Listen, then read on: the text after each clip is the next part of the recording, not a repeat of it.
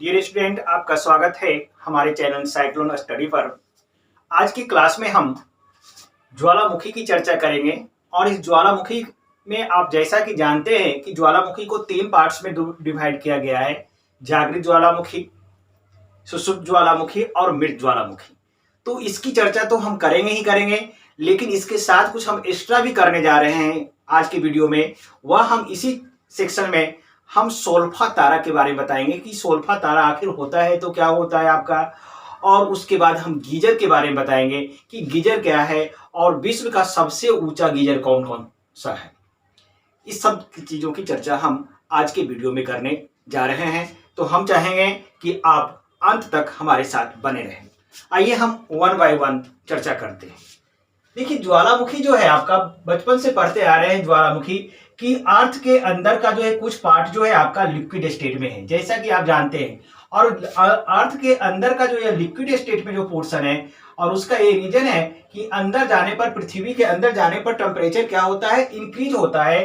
तो अंदर जो है टेम्परेचर अधिक होने के कारण अंदर की जो चट्टाने क्या हुए, आज भी कुछ क्या है, लिक्विड स्टेट में है। और यह लिक्विड चट्टाने क्या करती है, इसमें वेपर होता है, जल वाष्प होता है, और इसमें ऊपर उठने की क्या होती है, टेंडेंसी होती है। और यह टेंडेंसी के कारण यह जो आपका जल वाष्प और लिक्विड पोर्शन है ऊपर उठना चाहता है, और इस तरह से आपके ऊपर के क्रस्ट को क्रेक करता हुआ यह आपका ऊपर उठेगा और क्रस्ट को यहाँ पर क्रेक करेगा, और इसको क्रेक करके यहाँ से आपका यह तरल पदार्थ बाहर निकलने लगेगा। और इसी निकलते हुए तरल पदार्थ को हम क्या कहते हैं, ज्वालामुखी विस्फोट कहते हैं। अर्थात कहने का मतलब, अर्थ के क्रस्ट को ब्रेक करके जब तरल पदार्थ अर्थ के सरफेस से बाहर निकलता है तो उसे ही हम ज्वालामुखी नाम देते हैं। क्लियर है आपका। अब ज्वालामुखी के साथ जो तत्व निकलते हैं, तो क्रस्ट के टुकड़े बहुत बड़े बड़े निकलेंगे, उसके बाद ये तरल पदार्थ निकलता है, और जो तरल पदार्थ निकलता है उसी तरल पदार्थ को लावा या फिर मैग्मा कहते हैं। लावा या फिर उसको हम क्या कहते हैं, मैग्मा कहते हैं। लेकिन यह जो निकलने वाले जो पदार्थ होता है, इसमें सर्वाधिक जो मात्रा होती है, पूछा जाता है कि ज्वालामुखी विस्फोट के दौरान सर्वाधिक मात्रा में क्या निकलता है, तो सर्वाधिक मात्रा में आपका जल वाष्प निकलता है। आपको याद रखना पड़ेगा, ज्वालामुखी विस्फोट के दौरान लावा मैग्मा तो निकलती है, उसके साथ साथ सर्वाधिक मात्रा में क्या निकलते हैं, जलवाष्प निकलते हैं। और इसमें जलवाष्प की मात्रा 80 से 90% तक जलवाष्प होती है, ये आपको याद रखना पड़ेगा। अब देखिए, ज्वालामुखी विस्फोट जब होता है तो इससे जो मैग्मा निकलते हैं, वह मैग्मा जो है जमा हो जाता है, और जमा होकर जो है इस तरह से जमा हो गया, मैग्मा जमा हो गया, और यह ज्वालामुखी का यह माउथ हो गया। तो यह ज्वालामुखी का जो माउथ हो गया, जिससे मैग्मा निकल रहा है, इस माउथ को क्रेटर कहा जाता है। ज्वालामुखी को के माउथ को क्या कहते हैं, क्रेटर। क्रेटर के नाम से जानते हैं, ज्वालामुखी के माउथ को हम क्या कहते हैं, क्रेटर के नाम से जानते हैं। और इसी क्रेटर से होकर लावा या मैग्मा निकलता रहता है। और इस लावा को या मैग्मा को हम कितने पार्ट्स में डिवाइड करते हैं, 2 पार्ट्स में डिवाइड करते हैं। एक अम्लीय लावा और दूसरा क्षारीय लावा।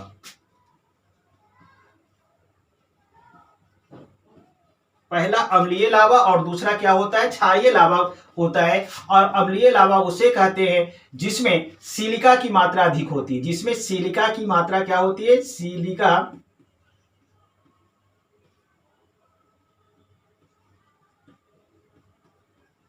की मात्रा अधिक होती है, ऐसे लावा को ही हम क्या कहते हैं, अम्लीय लावा कहते हैं। और क्षारीय लावा उसे कहेंगे जिसमें सिलिका की मात्रा क्या होगी, कम होगी। सिलिका की मात्रा कम होती है, और उसे लावा को हम क्षारीय लावा कहते हैं। और हमने बताया था इस अम्लीय लावा के जमा होने से पर्वत बनते हैं। क्या बनते हैं, पर्वत। ज्वालामुखी जो पर्वत बनते हैं इसी अम्लीय लावा के जमा होने से बनते हैं।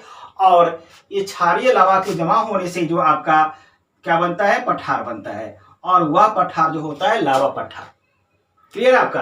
ये ज्वालामुखी जो अम्लीय लावा निकलेगा उसमें सिलिका की मात्रा अधिक होगा, और इस अम्लीय लावा के जमने से ही ज्वालामुखी पर्वत बनते हैं। क्षारीय लावा क्या होगा, जिसमें सिलिका की मात्रा कम होगी, और ये क्षारीय लावा जमकर क्या बनाएगा, पठार बनाएगा।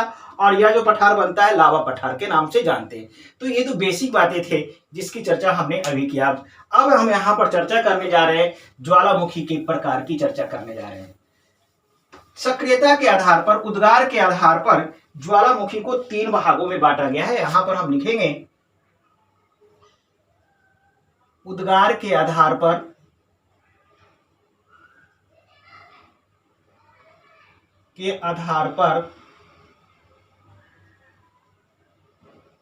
ज्वालामुखी को 3 भागों में बांटा गया है।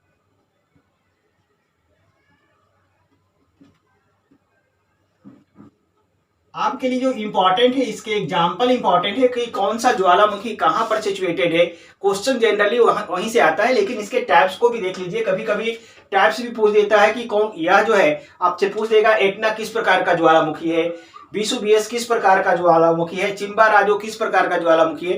तो ये जो पूछ देता है, किस प्रकार पूछ देता है, टाइप पूछ देता है, इसलिए हमें टाइप पढ़ना जरूरी बन जाता है। तो उद्गार के आधार पर ज्वालामुखी को हमने कितने भागों में बांटा? 3 भागों में। पहला जो है सक्रिय, इसकी इंग्लिश होती है एक्टिव, सक्रिय या जागृत ज्वालामुखी।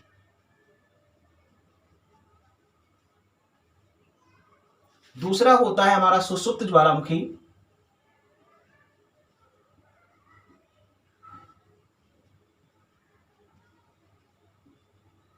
और तीसरा जो होता है हमारा मृत ज्वालामुखी। तो देखिए ये ज्वालामुखी के 3 टाइप्स हैं। पहला हमारा क्या हो गया? सक्रिय या जागृत ज्वालामुखी, दूसरा हमारा सुषुप्त ज्वालामुखी, और तीसरा हमारा क्या हो गया? मृत ज्वालामुखी। अब एक एक करके हम तीनों को समझने का प्रयास करेंगे। तो फर्स्ट ऑफ ऑल हम सक्रिय ज्वालामुखी को देखते हैं और उसके एग्जाम्पल को देखते हैं। तो सक्रिय ज्वालामुखी ऐसे ज्वालामुखी को कहते हैं जिससे जो है अभी प्रेजेंट समय में भी लावा या मैग्मा उससे निकल रहा है। ऐसा ज्वालामुखी जिससे वर्तमान समय में भी क्या हो रहा है? वर्तमान समय में भी लावा क्या है, या फिर मैग्मा कहिए, निकल रहा है।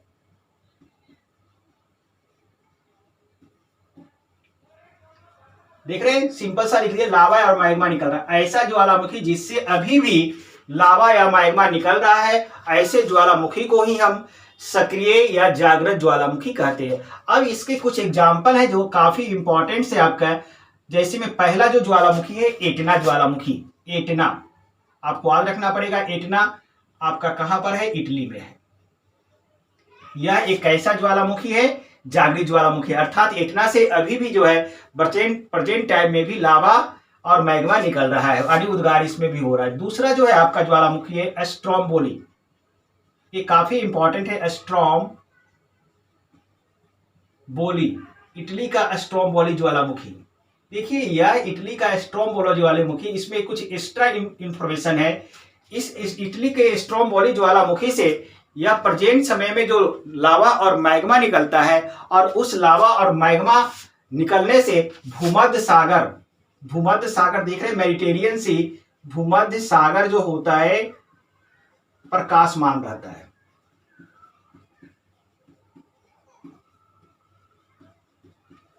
हमने कहा कि स्ट्रोम्बोली ज्वालामुखी से जो लावा और मैग्मा निकल रहा है, और उस लावा और मैग्मा निकलने से यह भूमध्य सागर जो है, भूमध्य सागर के पास में है। तो भूमध्य सागर क्या होता है? प्रकाशमान रहता है, यानी कि भूमध्य सागर में पूरा प्रकाश फैला रहता है, लाइट फैला रहता है। इसीलिए स्ट्रोम्बोली को कहा जाता है। आप ऐसा लिख सकते हैं, इसीलिए स्ट्रोम्बोली को कहा जाता है। क्या कहा जाता है? लाइट हाउस ऑफ द, आप लिख सकते हैं lighthouse of the Mediterranean सी।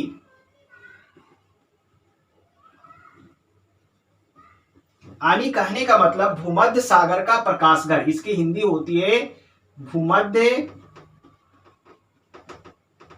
सागर का प्रकाशघर।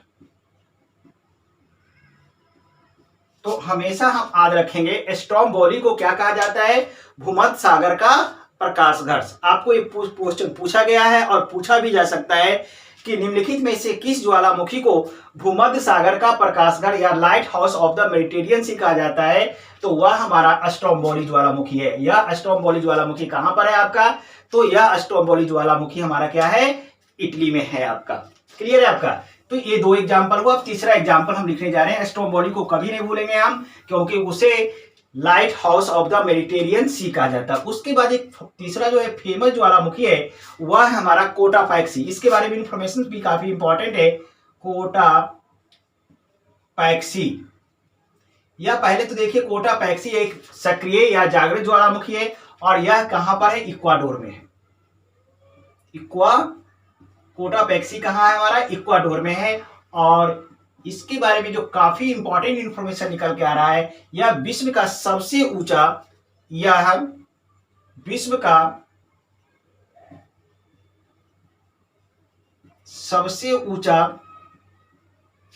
जागृत ज्वालामुखी है। देखिए आपसे पूछा जा सकता है विश्व का सबसे ऊंचा जागृत ज्वालामुखी कौन सा है, तो वह हमारा क्या है, कोटापैक्सी है। और यह कहां पर है हमारा, इक्वाडोर में है। एक और जागृत ज्वालामुखी है आपका, वह हमारा अंटार्कटिका में है और उसका नाम है माउंट इरविस। माउंट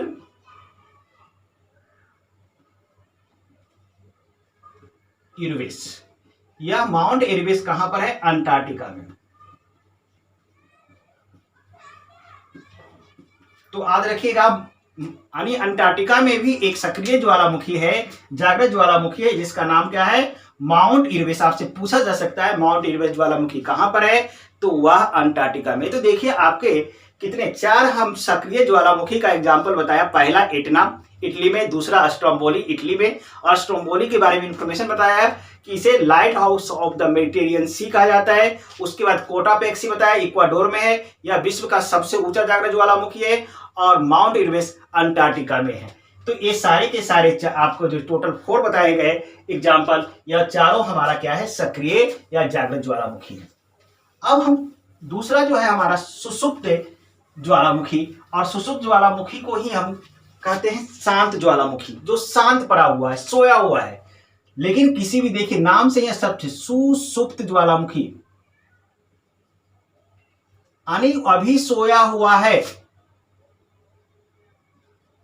लेकिन बाद में जाग सकता है, या इसी को कहा जाता है अभी शांत ज्वालामुखी। अभी शांत है लेकिन हो सकता है बीच फ्यूचर में उससे मैग्मा निकलना शुरू हो जाए। तो सुषुप्त ज्वालामुखी ऐसे कहते हैं, ऐसे ज्वालामुखी कहते हैं कि इसमें वर्तमान में उद्गार नहीं हो रहा है, उद्गार नहीं हो रहा है। वर्तमान में उद्गार, यानी वर्तमान में इससे मैग्मा या लावा निकल नहीं रही है, लेकिन भविष्य में हो सकता है।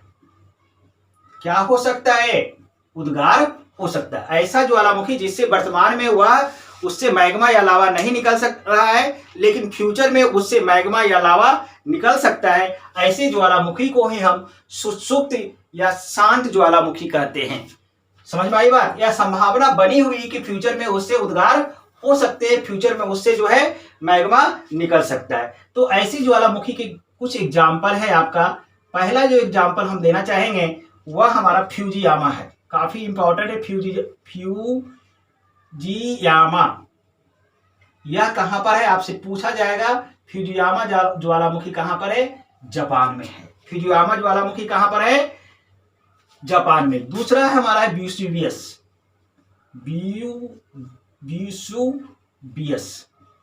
यह वेसुवियस ज्वालामुखी कहां है, इटली में है। अभी उद्गार नहीं है लेकिन हो सकता है, आपसे पूछा जा सकता है फ्यूजियामा किस प्रकार का ज्वालामुखी है, तो सुषुप्त ज्वालामुखी है। वेसुवियस किस प्रकार का ज्वालामुखी है, सुषुप्त ज्वालामुखी है। कहां है, इटली में। फ्यूजियामा जापान में, वेसुवियस इटली में। इसका तीसरा जो एग्जाम्पल है हमारा वह है चिम्बाराजो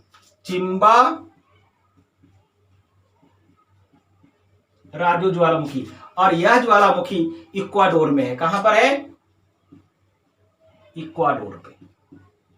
इस नाम को भी याद रखेंगे, चिम्बाराजो ज्वालामुखी कहां पर है हमारा, इक्वाडोर में। उसके बाद अगला जो एग्जाम्पल बन के आ रहा है वह है हमारा क्राकाटाओ।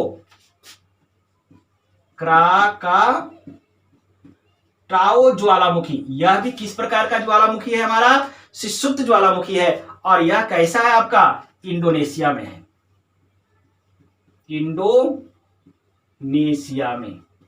यह क्राकाटोआ जो है आपका एक सुषुप्त ज्वालामुखी है और यह कहां पर है, इंडोनेशिया में है। तो ये चार हम सुषुप्त ज्वालामुखी का एग्जाम्पल दिया, जिसे हमेशा आपको याद रखना है। पहला फुजियामा जापान में है आपका, दूसरा वेसुवियस इटली में है, तीसरा चिम्बाराजो इक्वाडोर में है और क्राकाटोआ इंडोनेशिया में। ये सुषुप्त ज्वालामुखी हो गए। अब तीसरा एग्जाम्पल चलते हैं हम, मृत ज्वालामुखी। ऐसा ज्वालामुखी जो जिसे मृत घोषित कर दिया गया, कह रहा है कि नहीं उससे उद्गार हो ही नहीं सकता है, और फ्यूचर में भी उद्गार अभी भी नहीं हो रहा है और फ्यूचर में भी उससे उद्गार नहीं होने की संभावना है। ऐसे ज्वालामुखी को ही मृत ज्वालामुखी की श्रेणी में रखा गया है।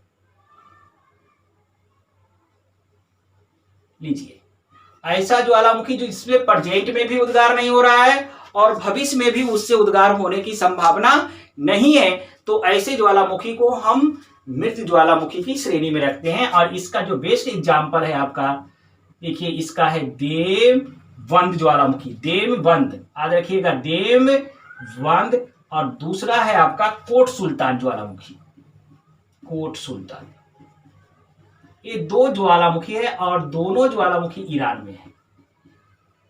ये दोनों ज्वालामुखी कहाँ है, ईरान में। देवबंद और कोट सुल्तान जो है आपका, ये दोनों ज्वालामुखी कहां पर है आपका, ईरान में। यह ज्वालामुखी है जिसको मृत घोषित कर दिया गया है। ठीक है। उसी तरह से एक ज्वालामुखी था, अब नहीं, एक ज्वालामुखी भारत में था, उस ज्वालामुखी की चर्चा करना चाहिए, बैरन ज्वालामुखी। ये ज्वालामुखी भारत में था, ध्यान से सुनिएगा, यह भारत में था। और भारत में कहा था, तो अंडमान निकोबार द्वीप समूह में अभी भी है, अंडमान निकोबार द्वीप समूह में बैरन ज्वालामुखी था। इसको भी पहले मृत घोषित कर दिया गया था। इसको भी पहले क्या कर दिया गया था, मृत घोषित कर दिया गया था। मृत ज्वालामुखी के अंतर्गत बैरन को माना गया था, लेकिन अब यह मृत नहीं है, अब यह एक जागृत ज्वालामुखी है। इंडिया पढ़ रहे हैं आप, तो आपको याद रखना पड़ेगा, भारत में भी एक जागृत ज्वालामुखी है और वह जागृत ज्वालामुखी बैरन है। और वह बैरन ज्वालामुखी कहाँ है, भारत के अंडमान निकोबार द्वीप समूह में। और किस प्रकार का है, जागृत। लेकिन इसको पहले मृत घोषित कर दिया गया था, लेकिन आपका जो है 20वीं सदी में इससे पुनः मैग्मा निकलना शुरू हो गया। अब इसको जो है मृत ना मानकर क्या कहा जाता है, जागृत की श्रेणी में इसको हम इंक्लूड कर दिए। तो मृत ज्वालामुखी में आपको मात्र दो ज्वालामुखी का एग्जाम्पल याद रखना है, देवबंद और कोट सुल्तान। ये दोनों कैसे ज्वालामुखी हैं, हमारे मृत ज्वालामुखी हैं। अब देखिए, ज्वालामुखी की क्षेत्र की बात करते हैं, तो ज्वालामुखी के क्षेत्र का सर्वाधिक विस्तार जो है प्रशांत महासागर के चारों ओर है। ज्वालामुखी का सर्वाधिक विस्तार, यहां पर हम लिखने जा रहे हैं, ज्वालामुखी का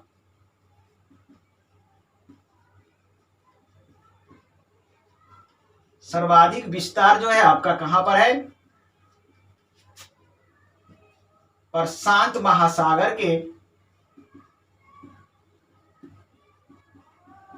चारों ओर है। ज्वालामुखी के सर्वाधिक विस्तार कहां पर देखने को मिलता है, प्रशांत महासागर के चारों ओर देखने को मिलता है। और इस ज्वालामुखी के यहां पर अधिक पाए जाने के कारण यहां पर आग की लपटें उठती रहती है, इसलिए इसको कहा जाता है प्रशांत महासागर का अग्निवलय। इसको क्या कहा जाता है, प्रशांत महासागर का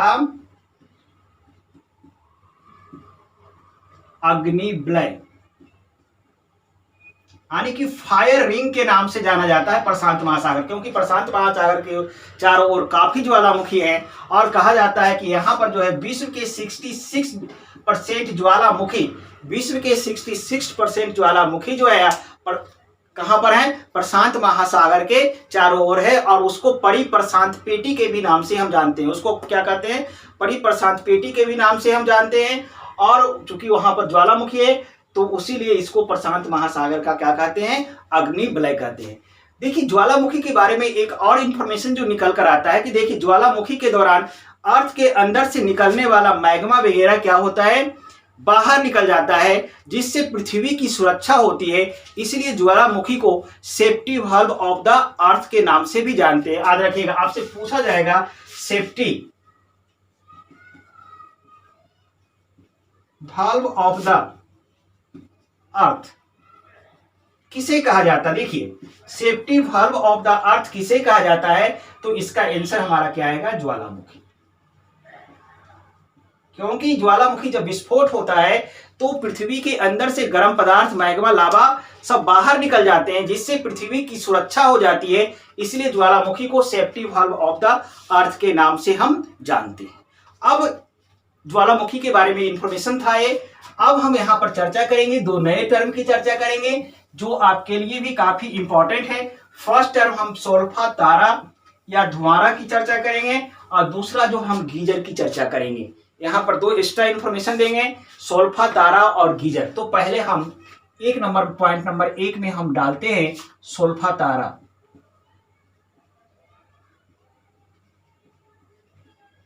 और इसी को धुआंरा के नाम से भी जानते हैं, सोल्फा तारा या धुआंरा।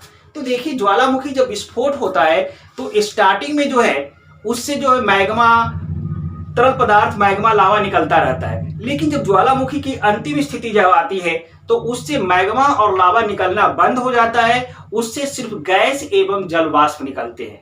यानी कहने का मतलब ज्वालामुखी की अंतिम अवस्था की बात कर रहा हूं। ज्वालामुखी की अंतिम अवस्था में, किसकी अंतिम अवस्था? ज्वालामुखी की अंतिम अवस्था में क्या निकलता है? गैस एवं जलवाष्प। ओनली गैस एवं जलवाष्प निकलता है। तो ज्वालामुखी की वह अवस्था जिसमें सिर्फ जो है गैस एवं जलवाष्प निकलता है, उस अवस्था को ही हम क्या कहते हैं? सोल्फा तारा कहते हैं। आज हो गया दिमाग में? ज्वालामुखी की वह अवस्था जिसमें गैस एवं जलवाष्प सिर्फ निकलता है, मैग्मा निकलना बंद हो जाता है, उस अवस्था को ही हम क्या कहते हैं? सोल्फा तारा, या उसको हम धुआंरा के, ज्वालामुखी को धुआंरा भी बोलते हैं। क्लियर है? देख रहे हैं आप? तो कहने का मतलब यह सोल्फा तारा या धुआंरा जो है यह ज्वालामुखी की अंतिम अवस्था का सूचक है।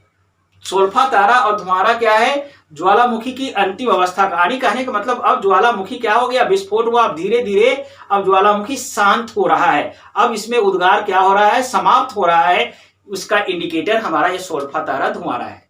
समझ में आ रही बात? अब सवाल उठता है कि सबसे अधिक मात्रा में सोल्फा तारा कहां है? अब सवाल उठता है सर्वाधिक। क्वेश्चन हमारे लिए इंपॉर्टेंट ये है कि सर्वाधिक मात्रा में सोल्फा तारा या धुआंरा,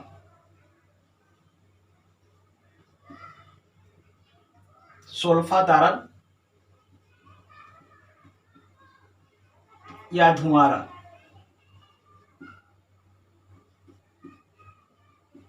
कहां है? सवाल ये उठता है कि सर्वाधिक मात्रा में सोल्फा तारा और धुआंरा कहां पर है? तो आपका यह जो है आपका यूएसए के अलास्का प्रांत, यूएसए का अलास्का प्रांत देख रहे हैं। और वहां पर जो है एक ज्वालामुखी है यूएसए के अलास्का प्रांत में, कटमई ज्वालामुखी के पास। देखिए सबसे अधिक मात्रा में धुआंरा जो है आपका सोल्फा तारा कहां है? यूएसए के अलास्का प्रांत में कटमई ज्वालामुखी के पास है। और यहां पर जो है, यहां पर हजारों धुआंरा है। कितना? हजारों की संख्या में हजारों धुआंरा है। और इसीलिए इस घाटी को कहा जाता है द वैली ऑफ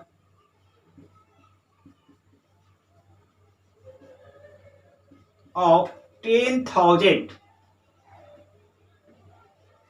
सोल्फातारा। इसका हिंदी हुआ 10,000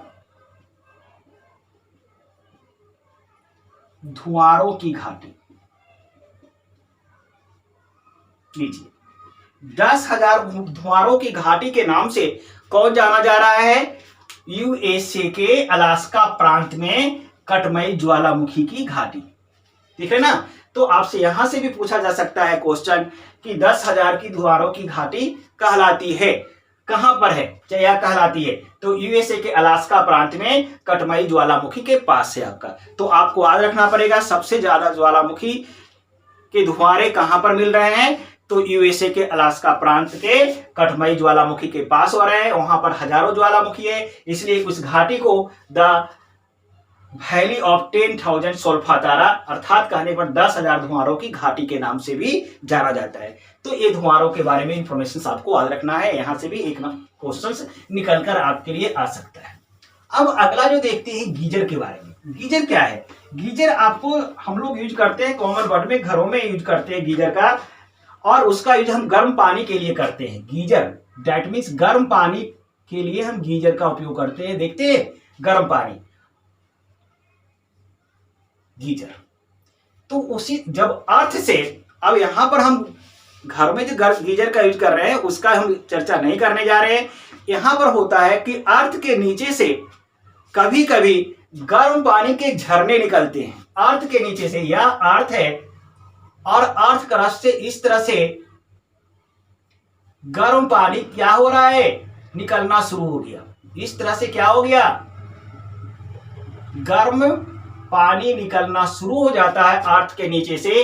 तो इसी को हम क्या नाम दे देते हैं? गीजर नाम दे देते हैं। समझ में आई बात? अर्थ से जब गर्म पानी जो है अर्थ क्रस्ट को फार करके निकलते हैं तो उसी को हम गीजर नाम देते हैं। लेकिन हमारे लिए जो इंपॉर्टेंट इसके एग्जाम्पल बन के आएंगे, डिफाइन हमारा नहीं इंपॉर्टेंट से, हमारा जो इंपॉर्टेंट बनता है कि कुछ प्रमुख गीजर के नाम कौन कौन से हैं। तो आपको याद rखना पड़ेगा विश्व के कुछ प्रमुख गीजर हैं, क्योंकि क्वेश्चंस हमारा वहीं से आएंगे। आप यहां पर हेडिंग बना सकते हैं, कुछ प्रमुख गीजर हैं। तो पहला जो गीजर है हमारा यूएसए में, कहां पर है? यूएसए में एक काफी इंपॉर्टेंट गीजर है, उसका नाम है old faithful geyser. Old faithful, पूरा फेथ है इस पर, फेथफुल गीजर। और यह आपका यूएसए में है आपका, और इससे जो है, इससे 15 मिनट के अंतराल पर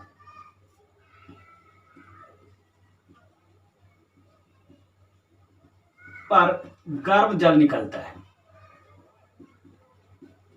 इसका मतलब हुआ कि 15-15 मिनट के अंतर पर अभी गर्म जल निकला, फिर निकलना बंद हो गया, फिर 15 मिनट तक शांत रहेगा, फिर 15 मिनट के बाद निकलेगा, फिर बंद, फिर 15-15 मिनट के अंतराल पर इससे गर्म जल निकलता रहता है। किससे? ओल्ड फेथफुल गीजर से। तो आपको पूछा जा सकता है ओल्ड फेथफुल गीजर कहां है? तो हमारा यूएसए में है।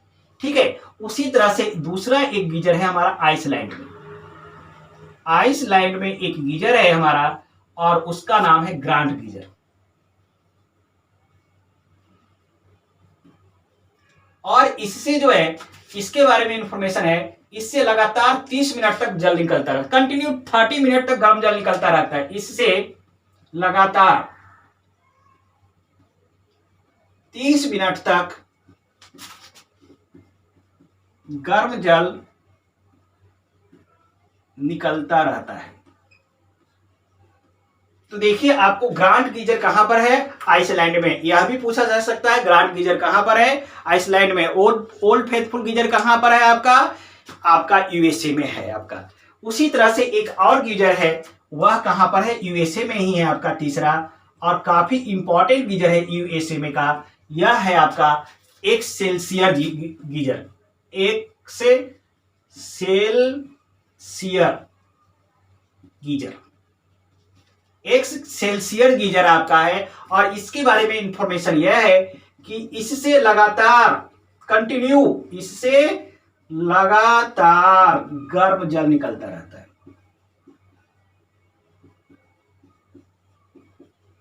निकलता रहता है। ऊपर का जो हमने एग्जाम्पल दिया उसमें तो बीच में रुकता भी था, कंटिन्यूटी नहीं थी, निकला रुक गया, निकला रुक गया, ठीक है। लेकिन यह एक ऐसा जो है आपका गीजर है जिससे निकल रहा है तो अभी भी प्रेजेंट में कंटिन्यू निकल रहा है, आपका गर्म जल फेंकता ही जा रहा है आपका। और वह कौन सा है आपका? एक सेल्सियर गीजर, एक सेल्सियर गीजर। और यह एक सेल्सियर गीजर कहाँ है आपका? यूएसए में है।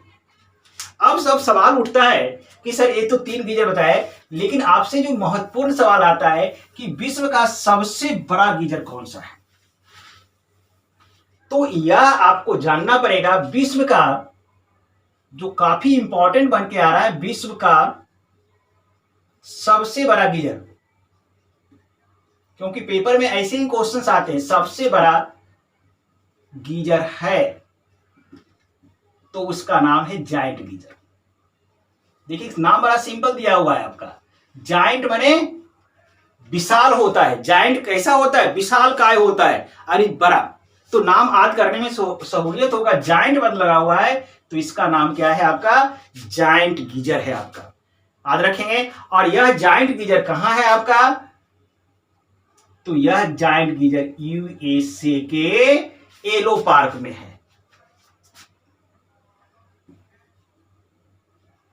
कहां पर है आपका? यूएसए के एलो पार्क में है। क्लियर है आपका? तो याद रखना पड़ेगा कि ये जायंट गीजर कहां पर है? यूएसए में। तो विश्व का सबसे बड़ा गीजर क्या है आपका? यूएसए में है आपका। अब पूछा जा एक सवाल उठता है कि सर्वाधिक गीजर कहां है? ये तो सबसे बड़ा देखा जायंट गीजर। अब पूछा जाएगा विश्व में कौन सा ऐसा प्लेस है जहां पर अधिक मात्रा में गीजर पाए जाते हैं? जहां पर अधिक मात्रा में, खास कहने का मतलब सर्वाधिक गीजर। क्वेश्चन क्या आ सकता है हमारा? सर्वाधिक गीजर कहां पाया जाता है? ये क्वेश्चन बन के आ रहा है। अब सवाल उठता है कि सर्वाधिक गीजर कहां पाया जाता है? तो यह इसका आंसर है यूएसए के एलो स्टोन पार्क में। कहां पाया जाएगा? यूएसए के एलो स्टोन पार्क में पाया जाता है सर्वाधिक गीजर। विश्व में सर्वाधिक गीजर कौन सा प्लेस में? सबसे अधिक संख्या में, नंबर में, तो वह यूएसए के एलो स्टोन पार्क में पाया जाता है। और यहां पर हमारा हजारों की संख्या में गीजर पाए जाते हैं। तो ये सारे के सारे काफी इंपॉर्टेंट क्वेश्चन थे और यूनिक भी थे, और यहां से भी क्वेश्चन पूछे जा सकते हैं, क्योंकि आज के डेट में क्वेश्चंस कहां से लाते हैं उठा के पता नहीं चलता है। इसलिए हमें ऐसे पहलुओं को भी चर्चा करनी चाहिए और उसको भी याद रखना चाहिए, ताकि किसी भी समय किसी भी पोर्शन से क्वेश्चन आ सकते हैं, पूछे जा सकते हैं। तो डियर स्टूडेंट्स, आज की क्लास में हम इतना ही रखते हैं। अब हम चाहते हैं कि आप हमारे वीडियो को सब्सक्राइब करें, हमारे चैनल को सब्सक्राइब करें, हमारे आने वाले वीडियो को देखते रहें और मन लगाकर पढ़ते रहें। हमारी शुभकामना आपके साथ है।